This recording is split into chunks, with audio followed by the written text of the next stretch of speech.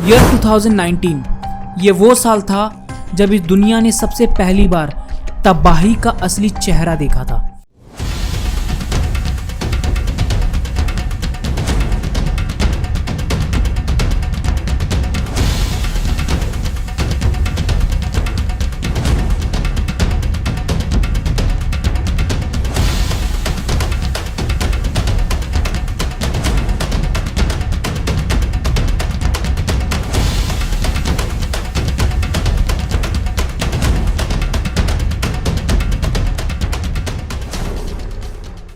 एक ऐसा चेहरा जो अपने ऊपर कोविड-19 का मुखौटा लगा कर आया था। इस तबाही का असर हमारे लोगों पे कुछ इस तरीके से हुआ कि इस दुनिया का हर इंसान अपने डर और खौफ के चंगुल में फंसता चला गया। वहीं पे दूसरी तरफ कुछ ऐसे भी लोग थे जो हमारे इस डर का फ़ायदा उठाकर एक ऐसी कहानी लिख रहे थे जो आगे जाकर हमारे इस डर और खौफ का नया रूप लेने वाला था। एक कहानी कॉन्स्पिरेसी थियरीज की, एक कहानी जो कि आपको आपके ही सवालों में उलझा कर रख दे।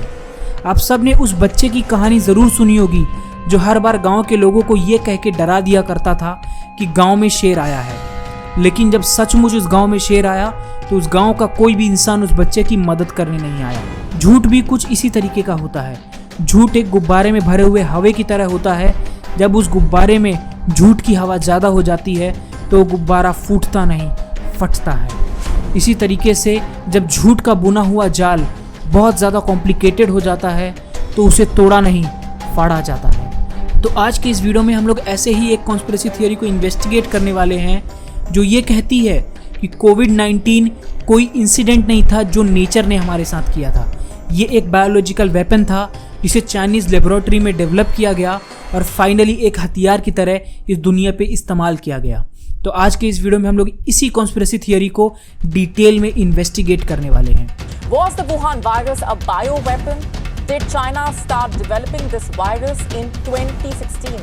Now, the possibility that the COVID-19 virus leaked from a laboratory should not be ruled out. That's according to a former top Chinese government scientist who's been speaking to the BBC. George Gao was director of the Chinese Centre for Disease Control for much of the pandemic and has told a new BBC podcast that the question of the virus's origin remains open. A Wuhan researcher that she interviewed claiming that the virus was indeed developed as a bioweapon. Extremely startling.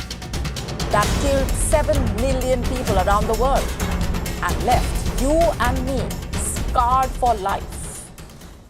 लेकिन उससे पहले आपको कोविड-19 की history जानना बहुत ज़्यादा ज़रूरी है कि किस तरीके से कोरोना वायरस का जन्म हुआ हमारी इस दुनिया में और किस तरीके से कोरोना वायरस ने अपने पर फैलाए और इस दुनिया को अपने पर में समेट लिया। इस कहानी की शुरुआत होती है 1 दिसंबर 2019 में चाइना की यूहान सिटी में, जब वहाँ के लोगों के अंदर अचानक से निमोनिया के सिम्टम्स दिखने लगे, जैसे कि कोल्ड, फीवर, ब्रीदिंग में प्रॉब्लम। वहाँ के डॉक्टर्स को लगा कि ये एक नॉर्मल निमोनिया के सिम्टम्स हैं और कुछ भी नहीं।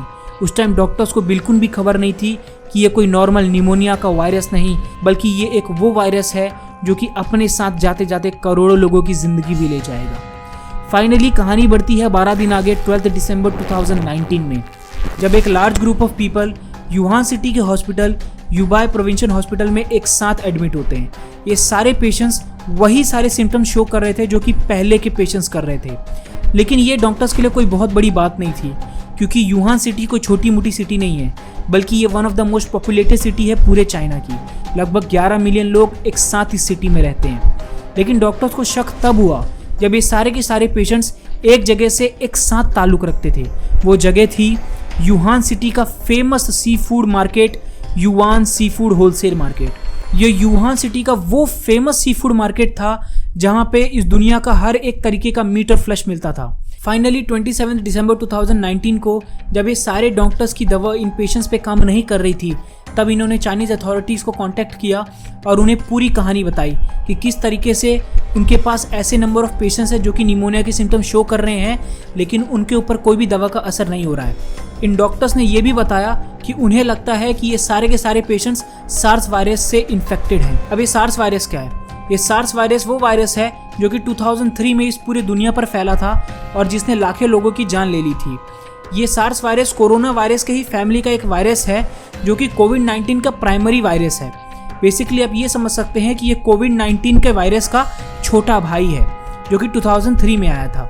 फाइनली चाइनीज अथॉरिटीज अपनी इन्वेस्टिगेशन लॉन्च की और पता करने की कोशिश की कि ये वायरस का ओरिजिन क्या है और कौन है वो पहला इंसान जो कि इस वायरस से इन्फेक्टेड हुआ था। वैसे तो इस इंसान का पता आज तक कोई भी इन्वेस्टिगेशन में नहीं चल पाया है, लेकिन अपने इस इन्वेस्टिगेशन के दौरान उन्होंने एक ऐसी लेडी को ढूंढ निकाला था जिनका नाम था व्यू जिंगजन, जिनकी उम्र लगभग 57 ईयर्स थी और वो भी उसी सी फूड मार्केट में एक दुकानदार का काम किया करती थी। उनकी खुद की दुकान थी जहाँ पे वो मीट और फ्लैश को बेचा करती थी।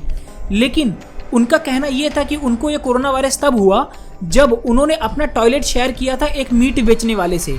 उनका ये भी कहना था कि ऐसे बहुत सारे लोग थे जिन्होंने बार बार उस टॉयलेट का इस्तेमाल किया था और चांसेस है कि उन सारे लोगों को ये वायरस इन्फेक्ट जरूर किया होगा। फाइनली इस लेडी के स्टेटमेंट को समझने के बाद यूहान म्युनिसिपल हेल्थ कमीशन ने अपनी एक स्टेटमेंट लॉन्च की, अपनी एक रिपोर्ट लॉन्च की, जिसमें उन्होंने ये बताया कि ये लेडी जो भी कह रही है सच है और ये लेडी टॉप 27 अर्ली पेशेंट्स में से है जो कि उस फूड मार्केट से डायरेक्टली कोविड-19 से इन्फेक्टेड हुए थे। इस लेडी को पेशेंट 0 कैटेगरी में रखा गया था। ये पेशेंट 0 कैटेगरी वो कैटेगरी थी जिसमें अर्ली पेशेंट्स को रखा गया था जो कि डायरेक्टली उसी सी फूड मार्केट से इन्फेक्ट हुए थे।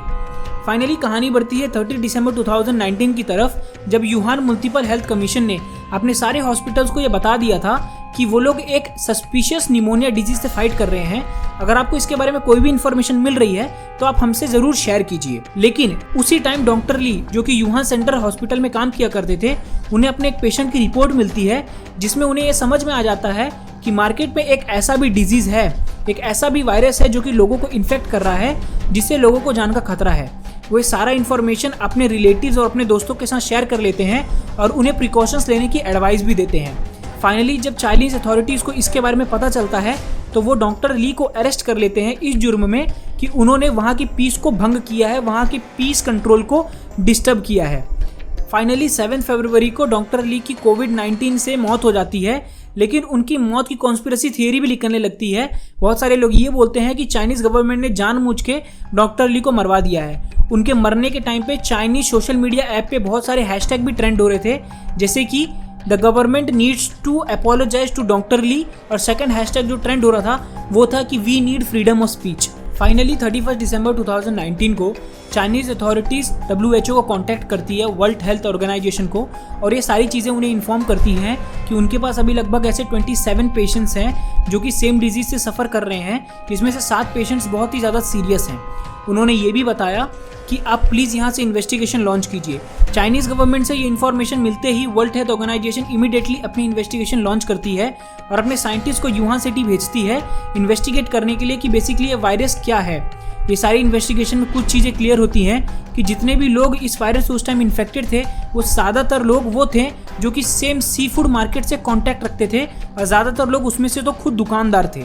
उन्होंने ये भी बताया कि यही सी फूड मार्केट है जो कि हाईएस्ट चांसेस है इस कोविड-19 के वायरस के ओरिजिन का। लेकिन उस टाइम उन लोगों को ये पता नहीं था कि ये कोविड-19 का वायरस है, लेकिन उन्हें ये थोड़ी पॉसिबिलिटी तो ज़रूर थी कि ये सार्स वायरस से मिलता जुलता वायरस है। फाइनली शुरुआत होती है नए साल ईयर 2020 की, जब नए साल के पहले ही दिन 1 जनवरी 2020 को Chinese government यूहान sea food market को पूरा शटडाउन कर देती है ताकि उसे क्लीन किया जा सके, उसे डिसइंफेक्टेड किया जा सके। उसी टाइम यूहान सेंटर हॉस्पिटल एक ट्वीट करती है अपने सोशल वेबसाइट पे, जहां पे वो लोगों को इन्फॉर्म करती है कि चाइना के लोग एक ऐसे सस्पिशियस वायरस से फाइट कर रहे हैं जिससे लोगों के जान को खतरा है। जब चाइनीज गवर्नमेंट को इस बात का पता चलता है तो वो यूहान सेंटर हॉस्पिटल के चीफ डॉक्टर AI फिन और भी 8 डॉक्टर को एक साथ सस्पेंड कर देती है, ये कहते हुए कि उन्होंने पीस ऑर्डर को पूरी तरीके से तोड़ा है, पूरी तरीके से भंग किया है। चाइनीज गवर्नमेंट के इस एक्शन को देखकर वहां के लोग बहुत ज्यादा गुस्से में आ जाते हैं, बहुत ज्यादा भड़क जाते हैं कि किस तरीके से चाइनीज गवर्नमेंट अपने इस पावर का गलत इस्तेमाल कर सकती है। फाइनली 7 जनवरी को चाइनीज प्रेसिडेंट जी जिनपिंग सामने आके लोगों को ये कमिट करते हैं कि उन्होंने ये वायरस की इन्फॉर्मेशन को लोगों से छुपाया ताकि वो इस वायरस को परख सके कि ये कितना ज़्यादा डेंजरस हो सकता है, क्योंकि चाइना कोई छोटी मोटी कंट्री नहीं है, बहुत ही ज़्यादा पॉपुलेटेड कंट्री है, और अगर कोई भी मिस इन्फॉर्मेशन लोगों के सामने फैलती है तो उसके वजह से बहुत ज़्यादा हड़बड़ी मच जाती है लोगों के बीच में और लोगों को कंट्रोल करना बहुत ज़्यादा मुश्किल हो जाता है। इसके वजह से उन्होंने इस वायरस की इन्फॉर्मेशन को छुपाया लोगों से। फाइनली चाइनीज़ गवर्नमेंट और WHO को ये बहुत क्लियर हो चुका था कि वायरस बहुत ही ज़्यादा खतरनाक होने वाला है, तो ये दोनों जन मिलके इस वायरस के बारे में ज़्यादा से ज़्यादा इन्फॉर्मेशन कलेक्ट करने की कोशिश करते हैं। फाइनली चाइनीज़ गवर्नमेंट को इस वायरस के बारे में पता चल जाता है कि ये कोई नए तरीके का वायरस है जिसके अंदर एक कैपेबिलिटी है कि ये इंसान को बीमार कर सकता है और उसको मौत का रास्ता भी दिखा सकता है। वो ये सारी चीज़ें WHO के साथ शेयर करते हैं और वायरस का एक जेनेटिकल कोड भी शेयर करते हैं जिससे WHO इस वायरस के बारे में और भी चीज़ें जान सकती है। लेकिन उस टाइम जब चाइनीज़ गवर्नमेंट से WHO ये पूछती है कि ये ह्यूमन टू ह्यूमन फैल सकता है क्या, तो चाइनीज़ गवर्नमेंट बोलती है कि नहीं, ऐसे चांसेस नहीं है कि ये ह्यूमन टू ह्यूमन फैले, क्योंकि अभी तक चाइना के युहान सिटी में जितने भी केसेस हुए हैं ये सबके सब सी फूड मार्केट से ही कनेक्टेड केसेस हैं, तो बहुत ही कम चांसेस हैं कि ये ह्यूमन टू ह्यूमन ट्रांजैक्ट होते हों। जैसे ही चाइनीज़ गवर्नमेंट ने ये स्टेटमेंट WHO को पास की, अगले ही दिन US में एक कोविड-19 का केस निकलकर बाहर आ गया और ये वो इंसान था जो कि पहले युहान सिटी में ट्रैवल कर चुका था उसी कोविड-19 के दौरान, जिससे साबित हो गया कि ये जो इन्फॉर्मेशन चाइना ने दी थी WHO को ये पूरी तरीके से गलत थी और ये वायरस ह्यूमन टू ह्यूमन फैल सकता है। फाइनली चाइना के इस मिस इन्फॉर्मेशन को शेयर करने की वजह से वर्ल्ड हेल्थ ऑर्गेनाइजेशन एक लार्ज ग्रुप ऑफ साइंटिस्ट को युहान सिटी भेजता है ताकि वहाँ पे वो इन्वेस्टिगेशन कर सकें कि ये वायरस और भी कितना ज़्यादा डेडली हो सकता है और जो भी इन्फॉर्मेशन चाइनीज़ गवर्नमेंट से शेयर किए गए हैं वो सारे के सारे करेक्ट हैं कि नहीं करेक्ट हैं। तो अब ज़रा हम लोग बात करते हैं कि वायरस क्या होता है, कितने तरीके के वायरस होते हैं और कोविड-19 के वायरस में ऐसा क्या खास था जिसके वजह से आज तक उसके ओरिजिन का पता नहीं लगाया जा सका है। वायरसेस वो छोटे छोटे जर्म्स होते हैं जिनके अंदर एक कैपेबिलिटी होती है कि वो किसी भी प्लांट, एनिमल या फिर ह्यूमन को कभी भी बीमार कर सकते हैं। ये डिपेंड करता है वायरस के ऊपर कि वो आपको कितना ज़्यादा बीमार करता है। अगर कोई ऐसा वायरस है जो कि प्लांट के ऊपर इफेक्ट करता है तो वो सिर्फ प्लांट पे ही इफेक्ट करेगा, वो कभी भी एनिमल पे नहीं जा सकता। जो एनिमल पे करता है वो एनिमल पे करेगा, जो ह्यूमंस पे करता है वो ह्यूमंस पे ही करेगा। इसका मतलब जो एक वायरस होता है वो एक तरीके के होस्ट को ही बार बार इफेक्ट करता रहता है।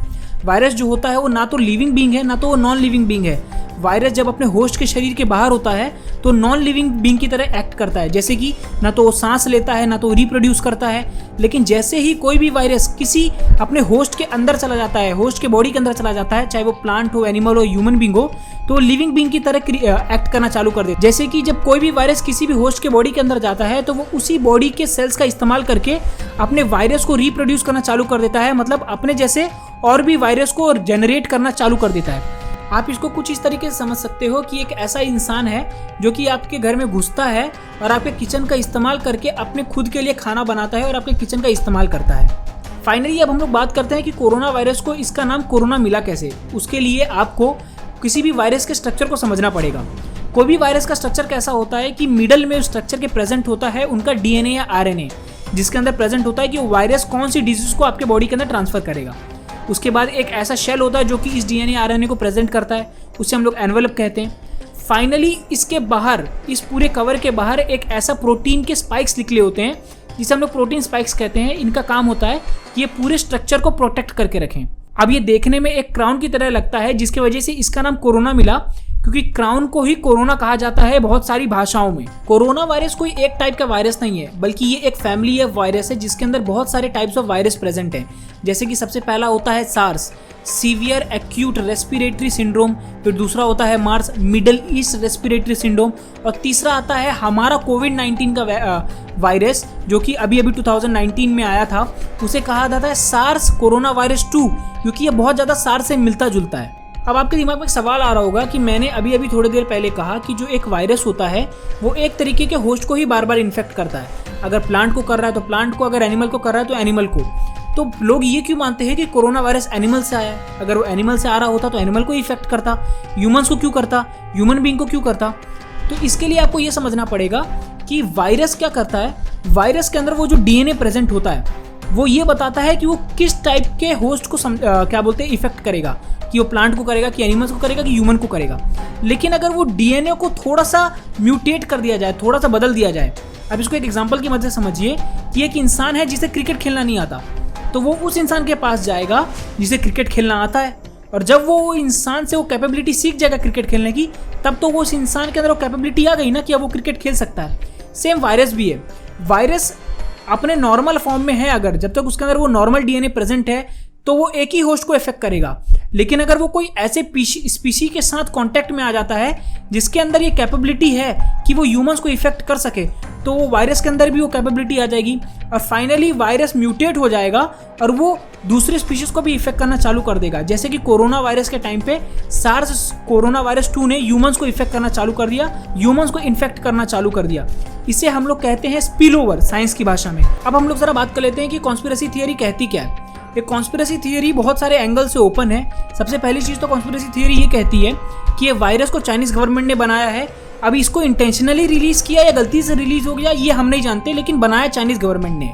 सेकंड चीज जो ये थियरी कहती है वो ये कहती है कि इस वायरस को 2 जगह बनाने के चांसेस हैं। सबसे पहला यूहान इंस्टीट्यूट ऑफ वायरोलॉजी, जो कि उस सी फूड मार्केट से सिर्फ 20 से 25 मिनट की दूरी पे है, और second Wuhan center of disease control, जो कि पूरे यूहान सेंटर का डिजीज कंट्रोल डिपार्टमेंट है। इन दोनों जगह में से कोई एक जगह से ये डिजीज रिलीज हुआ है, इस वायरस को रिलीज किया गया है, ये कहती है कॉन्स्पिरेसी थियरी। तो अब जरा हम लोग बात कर ले कि इस दुनिया में सबसे पहले इस थियरी को लाया कौन ये थियरी का निर्माता है। इस कॉन्स्पिरेसी थियरी की निकलने की शुरुआत हुई थी during the early days of 2020, जब लोगों को इस पेंडेमिक के बारे में समझ ही आ रहा था। तब 2 वेबसाइट थे 4chan और इन्फोवर्स, जब इन्होंने इस कॉन्स्पिरेसी थियरी को अपने वेबसाइट पे लिस्ट किया था। लेकिन वो टाइम इन दोनों वेबसाइट को कोई बहुत ज्यादा अटेंशन नहीं मिला लोगों से। लेकिन फाइनली जब ग्रेट इंडिया और रेड स्टेट वॉच, ये दोनों वेबसाइट ने इस थियरी को रीपब्लिश किया अपने यहाँ पे, तब इस थियरी को थोड़ा थोड़ा अटेंशन मिलना चालू हो गया लोगों से। लेकिन फाइनली इस थियरी को अटेंशन मिलना तब चालू हुआ जब यूएस प्रेसिडेंट डोनाल्ड ट्रंप ने चाइना की गवर्नमेंट को क्रिटिसाइज करते हुए ये कहा कि ये जो वायरस है ये चाइना का एक बायोलॉजिकल वेपन है जो कि चाइना ने हमारे खिलाफ इस्तेमाल किया है। डोनाल्ड ट्रंप ने यह भी कहा कि उनके पास ऐसे प्रूफ हैं जो कि ये साबित कर सकते हैं कि ये एक बायोलॉजिकल वेपन है जो चाइनीज ने अपने इंस्टीट्यूट ऑफ यूहान वायरोलॉजी में डेवलप किया है। लेकिन इस एविडेंस को वो रिलीज नहीं कर सकते क्योंकि इनकी परमिशन उन्हें नहीं मिली है अपने ऑफिसर्स के द्वारा। वहीं पे दूसरी तरफ कुछ लोग ऐसे भी हैं जो ये मानते हैं कि डोनाल्ड ट्रंप ने ये सारी चीजें आके चाइना के बारे में इसलिए कह दी क्योंकि उस टाइम पे डोनाल्ड ट्रंप पूरी तरीके से नाकामयाब थे अपनी सिचुएशन को संभालने के लिए, क्योंकि यूएसए सबसे बड़ी ऐसी कंट्री थी जो कि सबसे ज्यादा इफेक्ट हुई थी कोरोना की वजह से। लगभग 11 लाख लोग मारे गए थे और सबसे ज्यादा इफेक्ट अगर किसी के जीडीपी पे पड़ा था तो वो थी यूएसए। तो इस चीज को कंट्रोल ना करवाने की वजह से डोनाल्ड ट्रंप ने अपना सारा का सारा ब्लेम चाइना की गवर्नमेंट के ऊपर उठा के डाल दिया, चाइनीज के ऊपर डाल दिया कि किस तरीके से चाइना ने इस बायोलॉजिकल वेपन का इस्तेमाल यूएसए के खिलाफ किया है। अब देखिए ये सारी चीज़ें तो चलती रहती हैं कि कोई भी इंसान कुछ भी बोल देता है, उसके कॉन्ट्राडिक्टरी में कोई इंसान कुछ ना कुछ तो बोलता ही है। लेकिन अब हम लोग बात करते हैं क्लेम्स और एविडेंस की जो कि सचमुच प्रेजेंट है, जो इस थियरी को और भी मजबूत बनाते हैं। द वॉल स्ट्रीट जर्नल ने एक रिपोर्ट पब्लिश की जिसमें उन्होंने बताया कि 3 ऐसे रिसर्चर्स हैं जो कि वुहान के लेबोरेटरी में काम कर रहे थे और वो लोग भी कोविड-19 से इन्फेक्टेड हो गए थे, लेकिन वो दिसंबर के बाद इन्फेक्ट नहीं हुए थे बल्कि वो नवंबर 2019 में ही इन्फेक्टेड हो गए थे। तब सवाल ये उठता है कि अगर सारे की सारी कहानी की शुरुआत दिसंबर में होती है तो नवंबर में सारे के सारे लोग कैसे इन्फेक्टेड हो सकते हैं कोविड-19 से। तो सेकंड सबसे बड़ा एविडेंस ये आता है कि यूएसए के एनर्जी डिपार्टमेंट और एफबीआई ने जब इस वायरस के ओरिजिन के बारे में इन्वेस्टिगेशन की तो उन लोग ये फाइनल कंक्लूजन पे पहुंचे कि ये वायरस का लैब में बनने के हाईली चांसेस हैं और ये हो सकता है कि चाइनीज ने इसको लेबोरेटरी में डेवलप करके लोगों के ऊपर छोड़ा हो। वो लोग इस चीज पे मानते हैं। यहाँ तक कि एफबीआई के जो चीफ हैं क्रिस्टोफर रे, उन्होंने आके पब्लिकली ये माना है कि वो ये मानते हैं कि इस वायरस का ओरिजिन चाइना की लेबोरेटरी ही है।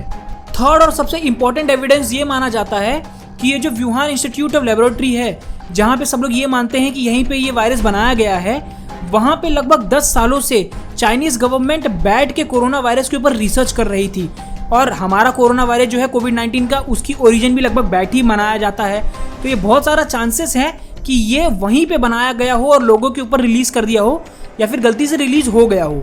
2019 में जब ये वायरस रिलीज हुआ था तब हमारे इंडियन इंस्टीट्यूट का एक साइंटिस्ट ने इनके ऊपर रिसर्च करके ये बताया था कि इस वायरस के अंदर जो प्रोटीन्स प्रेजेंट हैं ये नॉर्मली नेचर में नहीं पाए जाते हैं। तो हाईली चांसेस है कि किसी ने आर्टिफिशियली इसको इस वायरस के अंदर इंजेक्ट किया है। इसका मतलब कि देयर आर हाई चांसेस कि इस वायरस को लेबोरेटरी में मॉडिफाई किया गया है ताकि ये और भी डेडली हो जाए और ह्यूमंस के लिए और भी ज्यादा इन्फेक्शियस हो जाए। इस रिपोर्ट की वजह से भी एक बहुत बड़ा शक पैदा हो जाता है कि ये सचमुच वायरस को लेबोरेटरी में बनाया गया है या नहीं। और फिफ्थ और सबसे बड़ा क्वेश्चन जो कि लोगों के दिमाग में आता है वो ये है कि चाइना अगर इतना ज़्यादा ईमानदार था WHO के लिए तो उसने WHO को ये सारी बातें पहले क्यों नहीं बताई, 31 दिसंबर 2019 को क्यों बताई, जब ये पूरी कहानी को लगभग 1 महीना बीत चुका था।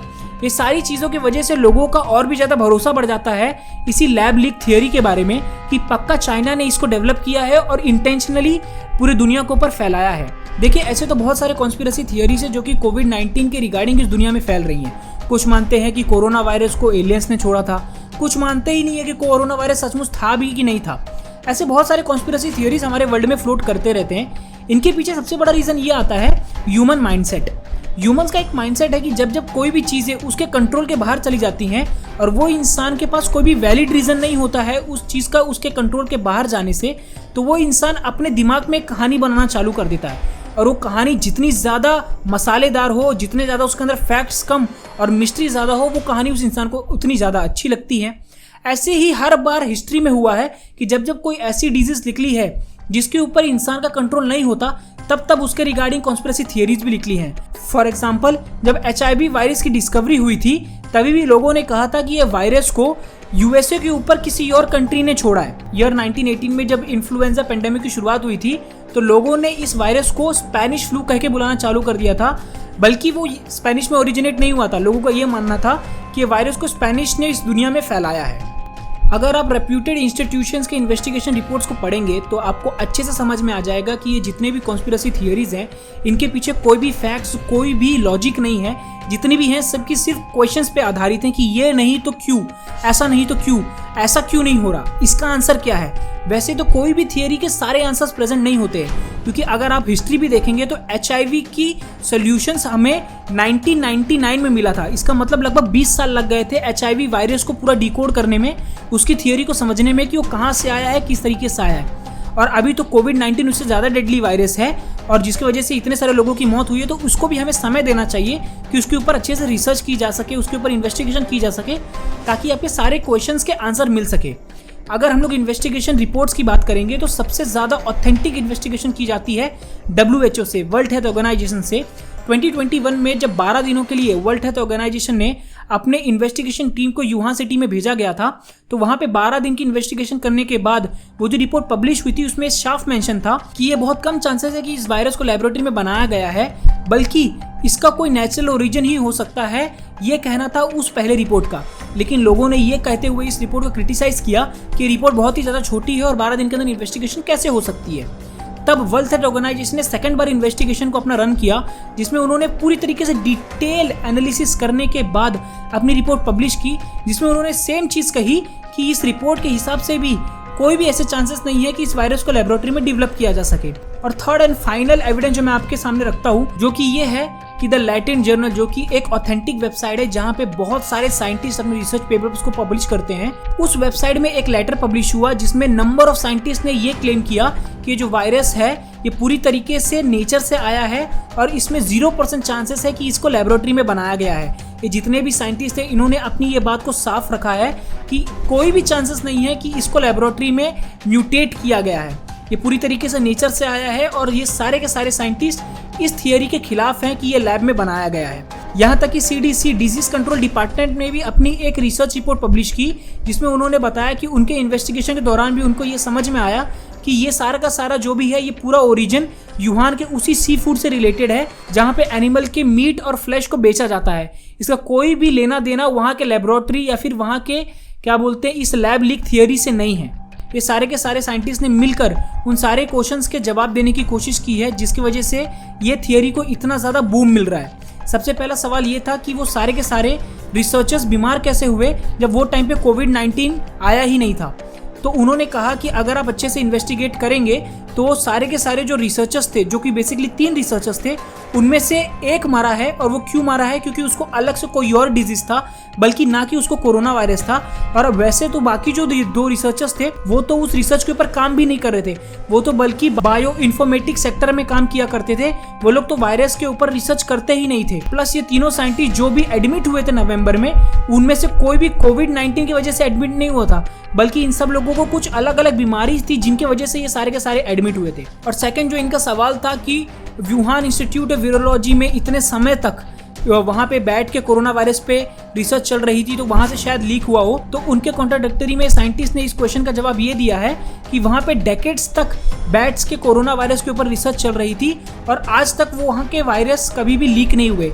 यहाँ तक कि उस लेबोरेटरी को 4 फेस सिक्योरिटी भी दी गई है, जो कि कोई भी हाईएस्ट लेवल ऑफ सिक्योरिटी होती है जो कि किसी भी लेबोरेटरी को दी जाती है।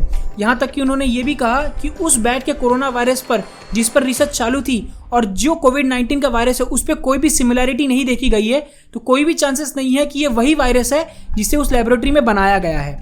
तो ये सारी चीज़ों को कॉन्ट्राडिक्ट करते हुए ये फाइनली उन्होंने कंक्लूड कर दिया कि ये जो लैब लीक थियोरी है ये पूरी तरीके से डिसक्वालीफाइड है, ये पूरी तरीके से एक कॉन्स्पिरेसी थियोरी है जो कि सिर्फ लोगों के मनोरंजन के लिए बनाई जा रही है, ताकि लोगों को ये लगे कि आज भी चीज़ें उनके हाथ में, उनके कंट्रोल में है। और ये सिर्फ वही लोग करते हैं जो नैरो माइंडेड होते हैं, जिनके दिमाग में क्रिटिकल थिंकिंग करने की पावर नहीं होती है, जो ये नहीं सोच पाते हैं कि इस दुनिया में कुछ ऐसी भी चीज़ें हैं जो कि सिर्फ होती हैं। क्यों होती हैं, कैसे होती हैं, इनके जवाब नेचर में मौजूद नहीं होते हैं। तो आज की वीडियो को हम लोग यहीं पे एंड करते हैं। अगर आपको कोई भी नॉलेज मिली है इस वीडियो से तो चैनल को सब्सक्राइब कर लीजिए। मिलता हूं मैं आपको नेक्स्ट वीडियो में। बाय बाय, सायो नारा।